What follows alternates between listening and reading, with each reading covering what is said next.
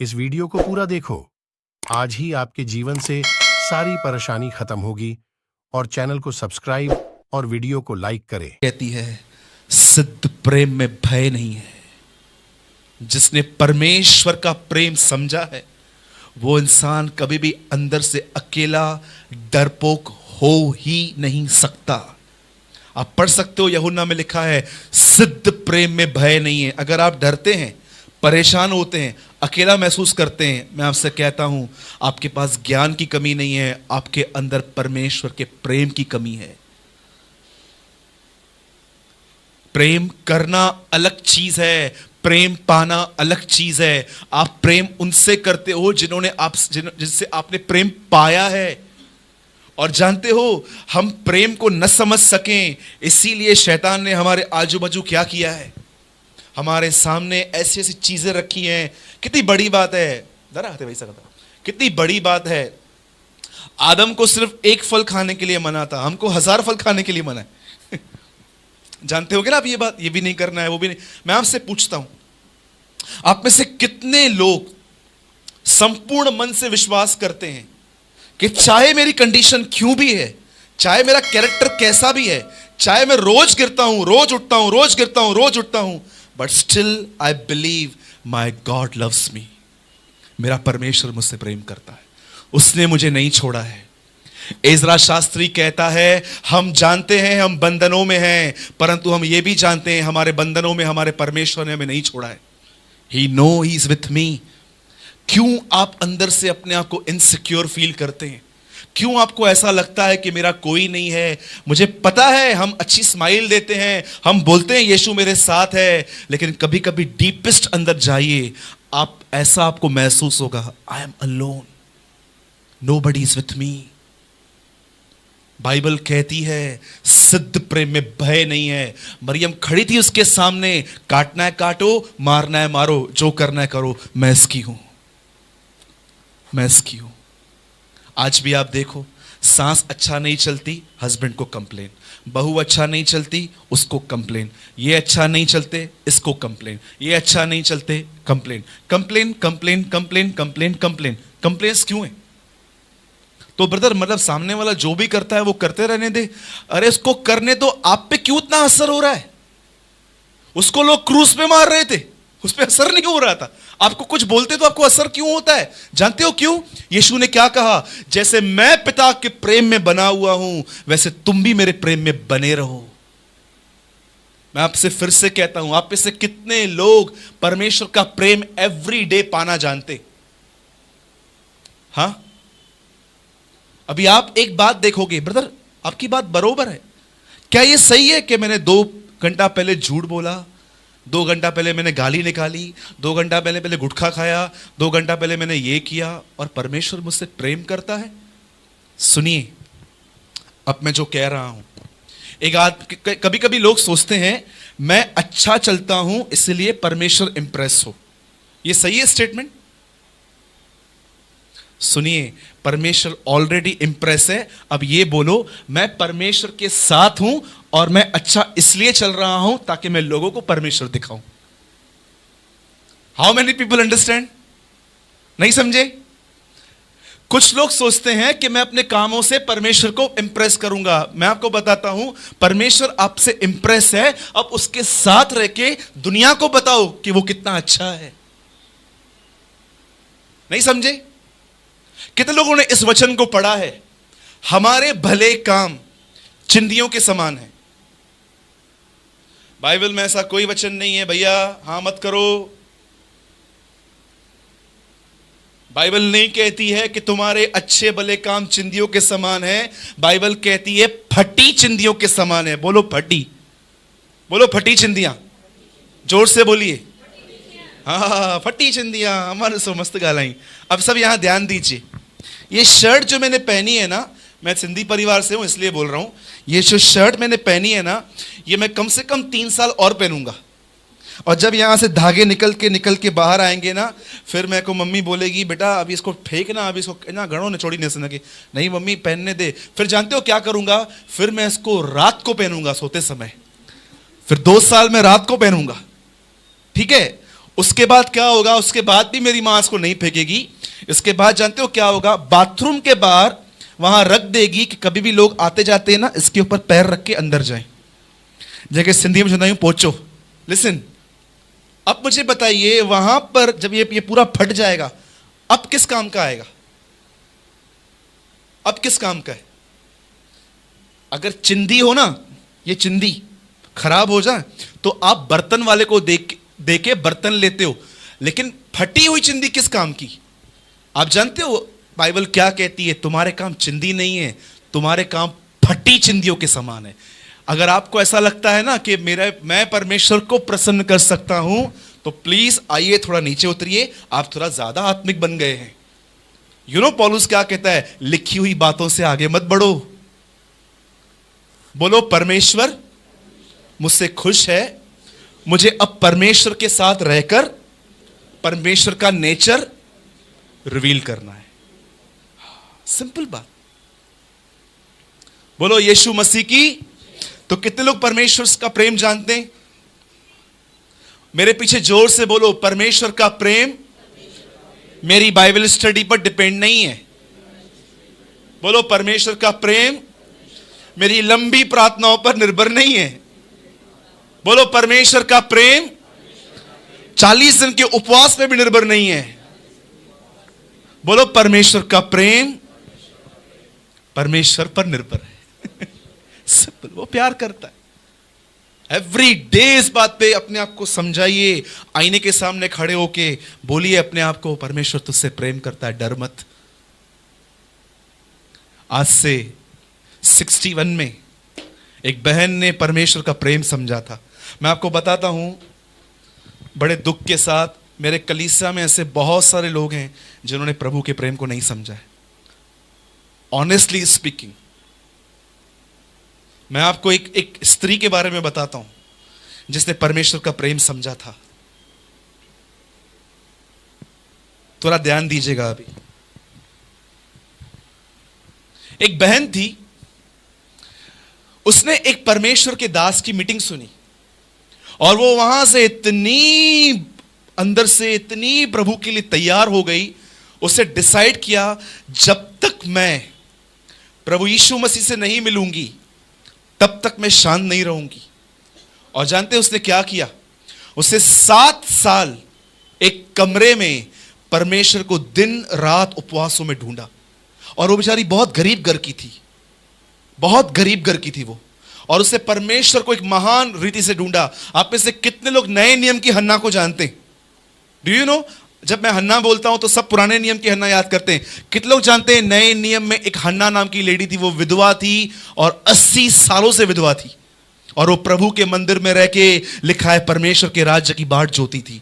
जानते हो, जब उस बहन ने प्रभु को ढूंढना चालू किया, ठीक 7 साल के बाद प्रभु यीशु मसीह उसके कमरे में आए और प्रभु ने उसे इस तरह बात की, बोला, मेरी बेटी, मैं यीशु हूं। और वो उस समय इतना रो रही थी प्रभु यीशु को देखकर, क्योंकि वो उसका स्वामी था।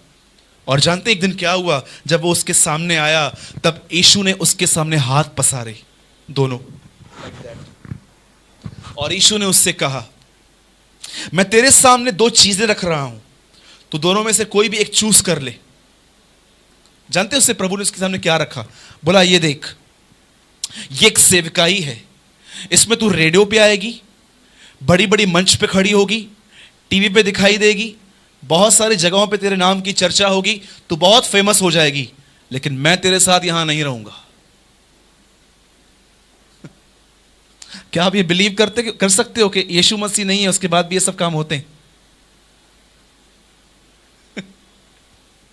अरे इसीलिए बाइबल कहती है मनुष्य का टूटना बहुत जरूरी है, क्योंकि मनुष्य इतना शाना है, इतना सयाना है, वो पता नहीं कैसे कैसे कैसे। उल्लासनगर भरा पड़ा है ऐसे विश्वासियों से जो आत्मिक नहीं है, सयाने, they are so much clever.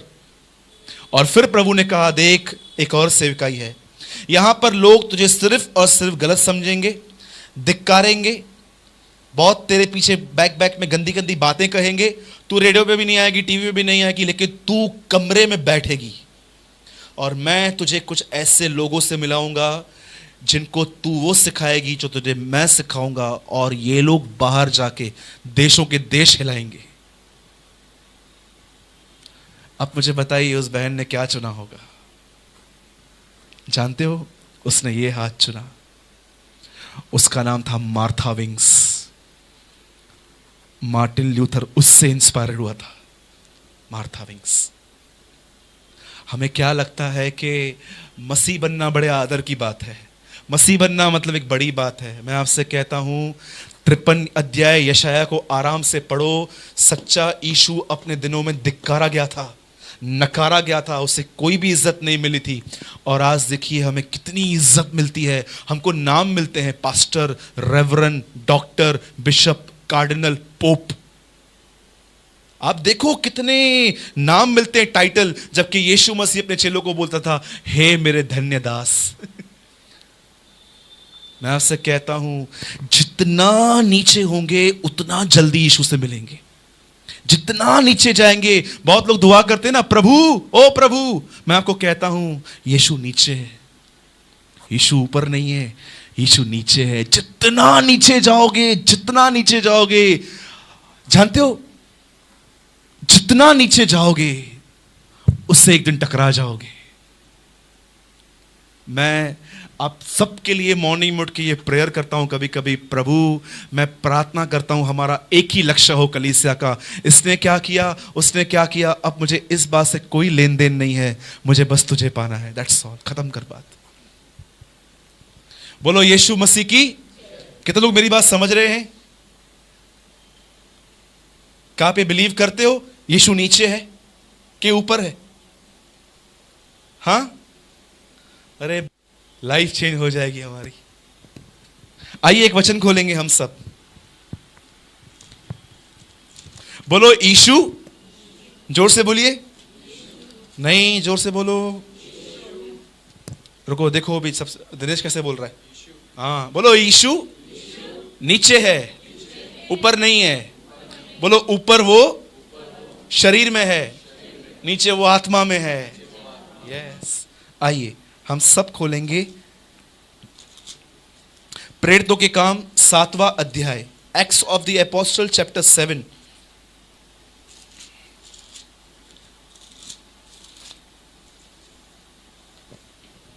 आज की मीटिंग उन लोगों के लिए है जिनके अंदर यह सवाल है, ये क्या हो रहा है? बोलो जय मसीह की। बोलो ये क्या हो रहा है? हाँ, मेरे मीटिंग का टाइटल है भाई, यही रखना, ये क्या हो रहा है। ओके,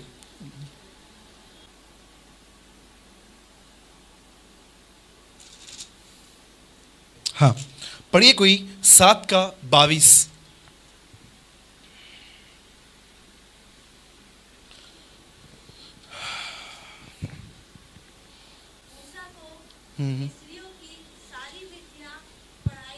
मूसा को मिस्र की सारी विद्या पढ़ाई गई, और वह वचन और कर्म दोनों में सामर्थी था। आइए सब यहां देखिए, भी ध्यान दीजिए इन बातों पर। बाइबल कहती है एक व्यक्ति था जिसका नाम था मूसा, उसकी मां का नाम था योशाबेल। जब वो उत्पन्न हुआ उन दिनों में एक राजा राज्य कर रहा था जिसका नाम था फिरौन। और जब उसे ये मालूम पड़ा, भविष्यवाणी हुई कि एक राजा को जब ये मालूम पड़ा कि उसकी प्रजा में कोई ऐसा पैदा हुआ है जो राज्य लेगा, उसने क्या किया, सारे बच्चों को मरवाने के लिए कहा। नए नियम में भी सेम ऐसा ही हुआ। राजा हेरोदस ने यीशु मसीह को मारने की कोशिश की। History repeat. And third thing, जब ये हुआ तो मूसा की मां ने एक रिस्क ली। उस बच्चे को उसने एक टोकरी में डाल के पानी में रखा, और जब वो उस पानी में बह रहा था तो बाइबल कहती है ये पानी फिरौन के घर से, राजा के यहां से पास होता था। और जब फिरौन की बीवी, राजा की बीवी ने देखा कि ये बच्चा इतना सुंदर है, ये मरने के लिए जा रहा है, उसने उसको उठाया और अपनी एक दाई को दे दिया कि इस बच्चे को तू पाल। और जानते हुआ क्या, वह बच्चा इजरायली था पर उसे विद्या मिस्र की दी गई, उसे कपड़े मिस्र के दिए गए, उसे खाना मिस्र का मिला, उसे पढ़ाई मिस्र की मिली। और जानते हो बाइबल क्या कहती है, बड़ा होकर वो विद्या में, मतलब स्टडीज के अंदर बहुत मजबूत था। लिखा है मूसा कर्म और वचन में सामर्थ्य था। What is the meaning of कर्म एंड वचन? इमाउस के मार्ग पे प्रभु यीशु मसीह चेलों के साथ चल रहा था और ये दोनों चेले कहते हैं, क्या तुम यीशु को जानते हो जो वचन और कर्म में सामर्थ्य था? Same word. जानते हो वचन और कर्म में सामर्थ्य का मतलब क्या होता है? मतलब मोसेस एक पावरफुल स्पीकर था और अगर आप उसकी बॉडी देखो तो वो उसमें भी कम नहीं था। और एक दिन जब उसे यह पता चला कि वो मिस्र का नहीं है, इज़राइल का है, तब वो अपने भाइयों से जो गुलामी में थे उनसे मिलने के लिए गया। तो उसने क्या देखा? एक मिस्री एक इज़राइली को मार रहा था। और जानते हो उसने क्या किया? अब मैं आपको उसकी ताकत बताता हूं। लिखा है एक नॉकआउट मारा, एक रॉक बॉटम मारा उसने, वो आदमी ऑन द स्पॉट मर गया। आप समझते हो, आप किसको एक फाइट मारो और वो आदमी ऑन द स्पॉट मर जाए, आप समझ सकते हो उस आदमी की तो कितनी ताकत होगी। ये मूसा इतना मजबूत, बगैर परमेश्वर से मिले हुए था, वचन और कर्म में सामर्थ्य। मैं आपको बताता हूं, बहुत लोग आज भी बहुत मजबूत बातों में और कामों में है, ये परमेश्वर के किसी काम के नहीं है, ये किसी अच्छे काम के योग्य नहीं है। ये मैं नहीं, बाइबल कहती है। याद रखना, आप एक अच्छे बिलीवर हैं, लेकिन अगर आप सेवकाई करना चाहते हैं तो आपको बुरी बातों से नहीं, आपको अपनी अच्छी बातों से भी खाली होना पड़ेगा। तुम्हारा कुछ नहीं चाहिए। प्रभु मैं आपके लिए काम करना चाहता हूं। बेटा किसकी झील है? मेरी झील है, तेरी है नहीं चाहिए। प्रभु मेरे अंदर बहुत आपके लिए कुछ करने का जिज्ञासा है। किसकी जिज्ञासा है? मेरी जिज्ञासा है, नहीं चाहिए। इसीलिए बाइबल कहती है अगर इब्राहिम कामों के द्वारा धर्मी ठहरते तो उन्हें घमंड करने का मौका मिलता। इसीलिए यीशु मसीह जब सेवकाई करने के लिए गया तो उसने फरीसियों को नहीं चुना, ऐसे मछुआरों को चुना जो जीरो थे, ताकि वो घमंड न करे। अब जानते हो यहां पर क्या हुआ? अभी इतना पावरफुल आदमी है, इतना सामर्थ्य आदमी है, इस आदमी को परमेश्वर को इस्तेमाल करना था। अब देखिए इस्तेमाल कैसे कर रहा है। उसके बाद जब इसके हाथ से हत्या हो गई, यह आदमी भागकर एक जगह पे गया और जानते हो वहां पर उसे एक आदमी मिला, उसका नाम था यित्रो, और उसकी तीसरी बच्ची के साथ मूसा की शादी हुई। और अब मूसा अपने ससुर की भेड़ और बकरियों को चला रहा था। अब मुझे एक बात बताइए, एक आदमी 15 पास करके 5 डिग्री लेके किसी कपड़े की दुकान पे काम कर रहा है, आप कभी सोच सकते हो उसकी हालत क्या होगी? एक बच्ची अपनी मां के घर में क्वीन थी, पर आज वो अपनी सास की सुन सुन के चुपचाप चल रही है। कभी आपने सोचा उसकी हालत क्या होती है? कभी आपने ये सोचा कि वो लोग जो इतना कमिट करते हैं एक दूसरे के साथ और अचानक अलग हो जाते हैं, आप सोचते हो उनकी हालत क्या होती है? परमेश्वर ने मूसा को ठाना कि वो ऐसा हो, और जानते हो हुआ क्या? बाइबल क्या कहती है? जब भी मूसा अपने ससुर से मिला, उसने उसको बोला ये काम कर, हमेशा बकरियों को चरा। और वो मूसा जो मिस्र में एक उन दिनों का मिस्र यूएस था, यूनाइटेड किंगडम अमेरिका था, और वो आदमी बकरियों को चरा रहा था। कितने साल? 40 साल। और 40 साल के बाद एक दिन एक बकरी हारेब पर्वत पे चढ़ गई। हारेब को क्या कहते हैं? द माउंटेन ऑफ गॉड, परमेश्वर का पर्वत। और मूसा वहां गया और एक झाड़ी देखी जो जल रही थी पर खाक नहीं हो रही थी। वहां से आवाज आती है, मूसा, हे मूसा। मूसा कहता है क्या आज्ञा?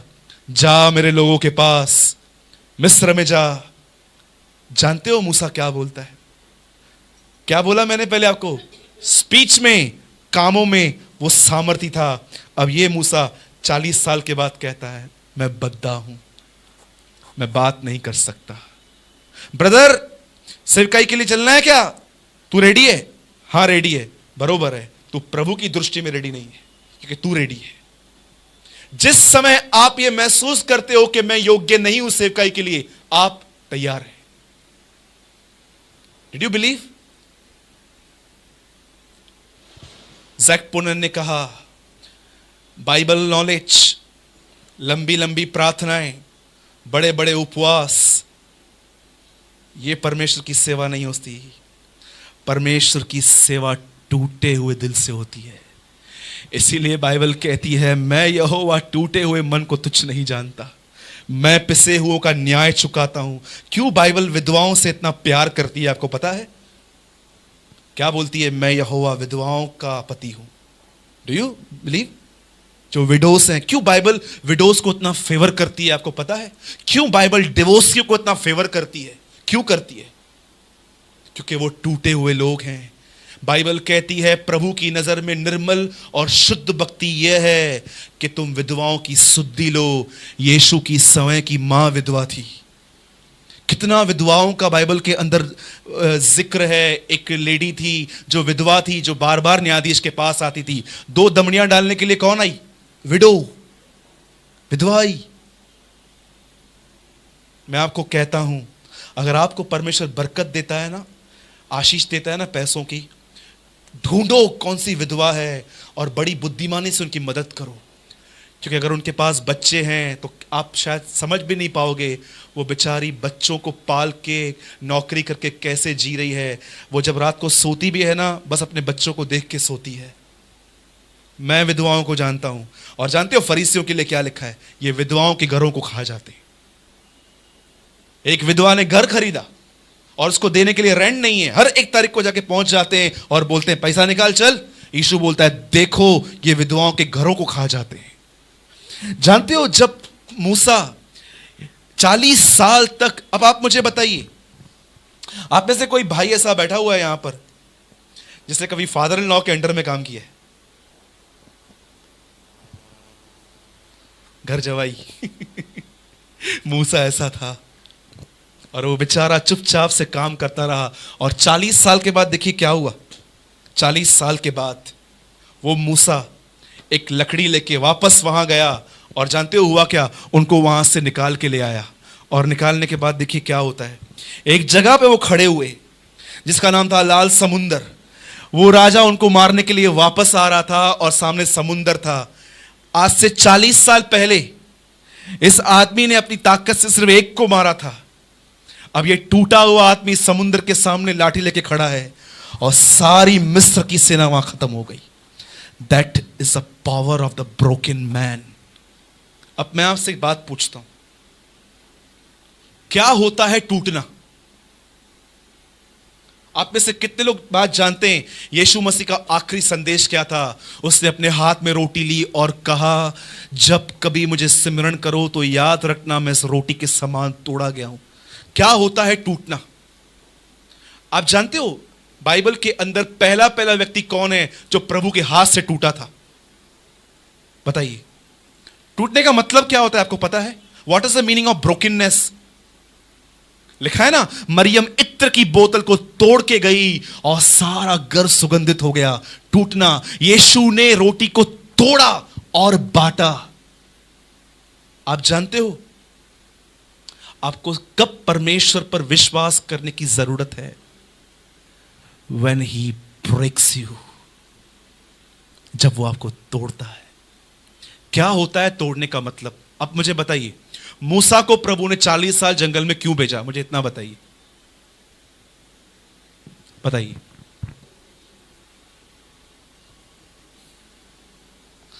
जानते हो, एक होती है पवित्र आत्मा की सामर्थ, एक होती है अपनी सामर्थ। बहुत सारी बहनें और भाई इस वर्ड का यूज करते हैं। मैं हूं ना, ये बड़ी खतरनाक चीज है। आप जानते हैं यूहन्ना के 15वें अध्याय में यीशु ने एक वचन कहा, जैसे डाली पेड़ से अलग होके फल उत्पन्न नहीं कर सकती, वैसे ही तुम भी मुझसे अलग होके कुछ नहीं कर सकते। जानते हो, ये खाली नाम की बात हो जाती है कई बार कि मैं प्रभु के अलग होके कुछ नहीं करता हूं, जबकि हम अंदर भी जानते हैं कि मैं सब कुछ प्रभु से अलग होके कर रहा हूं। आप बिलीव करो या ना करो।